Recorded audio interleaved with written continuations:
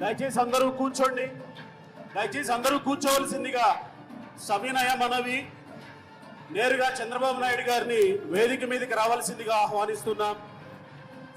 చంద్రబాబు నాయుడు గారితో పాటు సుప్రీంకోర్టు మాజీ చీఫ్ జస్టిస్ ఎన్వి రమణ గారిని వేదిక మీదకి రావాల్సిందిగా ఆహ్వానిస్తున్నాం.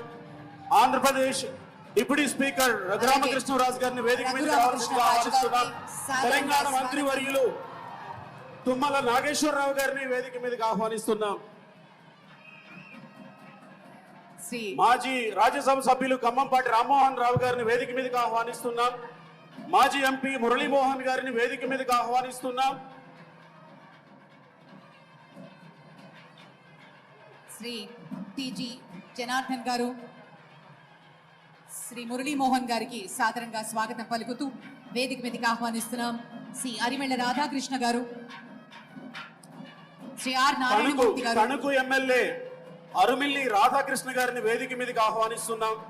శ్రీ మాగంటి గోపీనాథ్ గారికి కూడా స్వాగతం పలుకుతూ శ్రీ అరకిపూడి గాంధీ గారికి సాదరంగా వేదిక మీదకి రావాల్సిందిగా మనవి చేస్తున్నాం.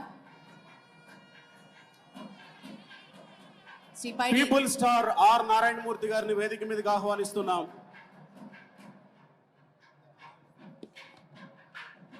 అలాగే తెలుగుదేశం పార్టీ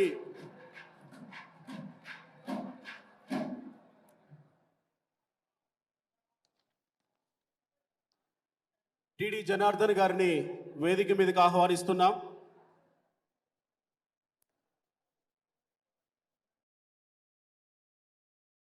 అలాగే మిగిలిన అతిథులకి సభా కార్యక్రమానికి స్వాగతం పలుకుతూ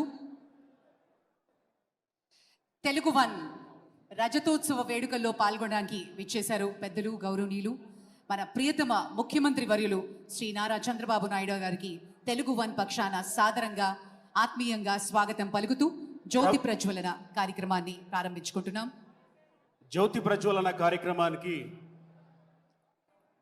వేదిక మీదకి విచ్చేసిన అతిథులందరికీ స్వాగతం పలుకుతున్నాం.